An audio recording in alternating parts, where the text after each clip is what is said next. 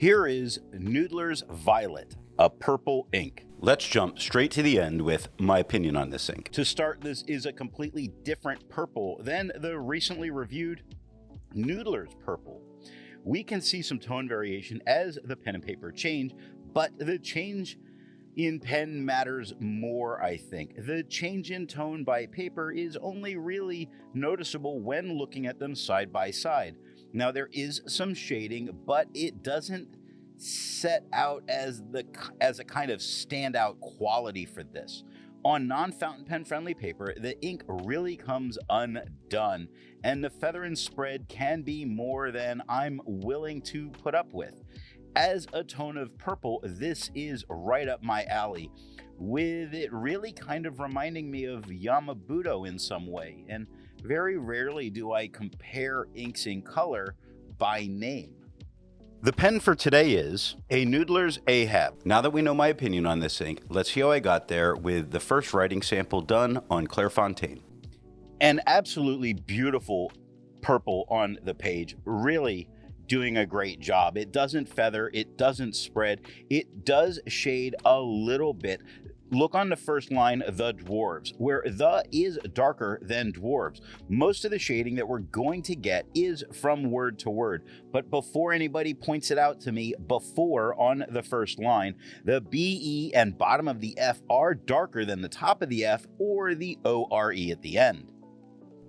Looking at the back of the page, between the wiggling fingers, we get no bleeding and no ghosting. Let's take a look at some other inks from the same manufacturer. Here is Noodler's 54th Massachusetts. Here is Noodler's Apache Sunset.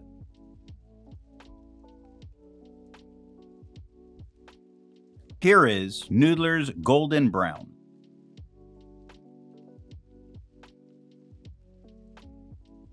Here is Noodler's Green Marine.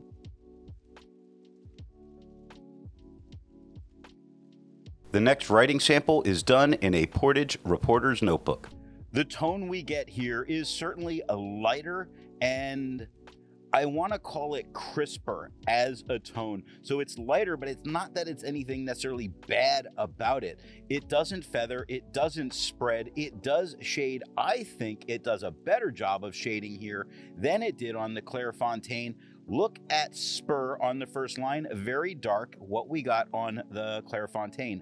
But right next to it, the BU is lighter than that T that got quite a bit darker at the end. There, underneath that, starts darker with the TH, lightens up a little bit with the EI, and darkens again with the R at the end. Looking at the back of the page, between the wiggling fingers, we see a couple of spots that the ink did get deeper into the page. Only these three little spots. Now, nothing bled through to the page underneath, so most people could probably write back here because the ghosting is minimal. There's a lot to learn by doing multiple chromatographies. The one on the left is immediately put into water for 10 to 15 seconds. The one on the right, marked with a D, is let dry for 10 minutes before putting into water. The next writing sample is done on a national brand Steno notebook. We get a lighter tone here, and not crisper, not better, just a lighter tone of what we had on the Clairfontaine. So while it's lighter, I think it's an effect of the paper. I don't think it's being affected by the tone of the paper at all. It does feather quite a bit. You see it in their hands in sign of peace on the second line. No peace to be had with this writing because of the amount of feathering. The spread that occurs is minimal, but it is present. Now, shading, it does have a couple of moments that it gets a little bit darker, but to be honest, the feather and the spread kind of distract me from that and not care as much.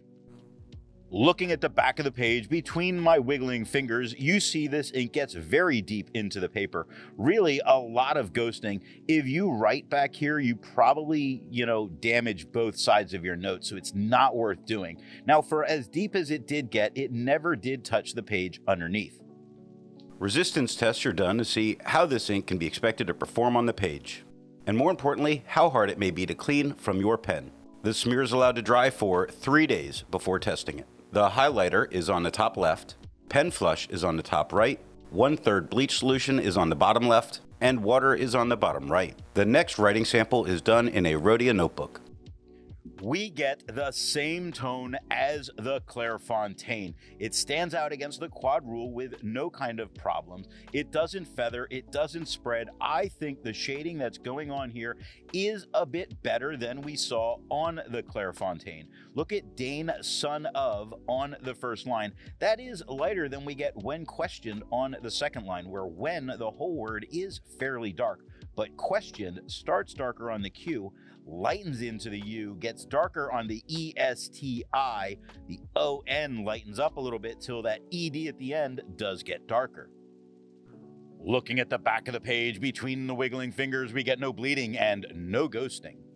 With over 1,000 inks reviewed, let's take a look at some color comparables. Here is Noodler's Blue Upon the Plains of Abraham. Here is Noodler's Purple Heart.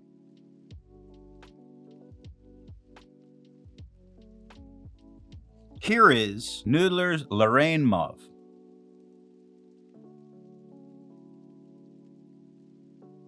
Here is Noodler's North African Violet. The next writing sample is done in a composition lab notebook. We get a lighter, flatter tone here that stands out against the quad rule without any kind of problem. We get the tiniest bits of feather that do show up, like on Kingdom on the first line, Defending on the third line, Plain on the second line. There's a little bit of feathering that is going on. Very uncommon for this paper. No real spread happening. I don't see it being there, not here. There is some shading going on defending this ink some when you look at Defending on the third line, where the D is quite a bit lighter than that E and bottom of the F that are very dark. The top of the F is lighter. It holds that dark tone from the bottom of the F through the rest of this word, though. Looking at the back of the page, between the wiggling fingers, we get no bleeding, no ghosting, and can easily continue our lab notes back here. Bonus points to the students that are using it. While it's nice to see ink in the same color family, I prefer to see ink to complement the color on the page. Here is Noodler's Army.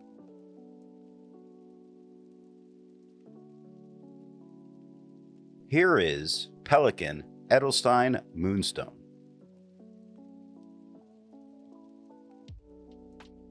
Here is Pen BBS number 129.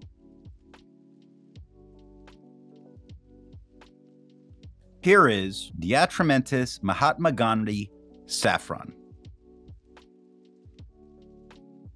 The last writing sample is done on 20-pound copy paper.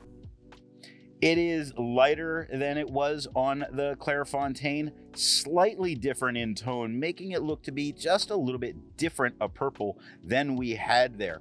It feathers quite a bit, it spreads quite a bit. The feathering and the spreading combined make me not really want to use this ink on this paper. However, I do think if you were using a drier, finer pen, probably would do okay. Just not really a for me match. Now, it doesn't shade, and we don't tend to expect that on the copy paper.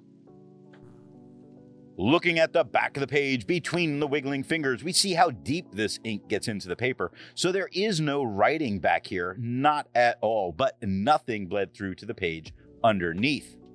So what nib and pen do I think are going to give the best writing experience with this ink? The Noodler's Ahab is a very wet kind of medium to finish nib.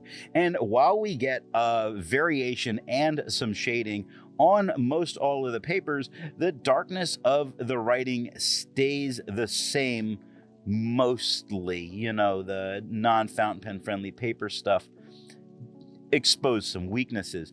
Off camera, I went for a dry stub, and it did lighten the tone and increase the shading. So I really think the way to go here, though, is the medium flow stub for both the tone and the shading that you're going to get.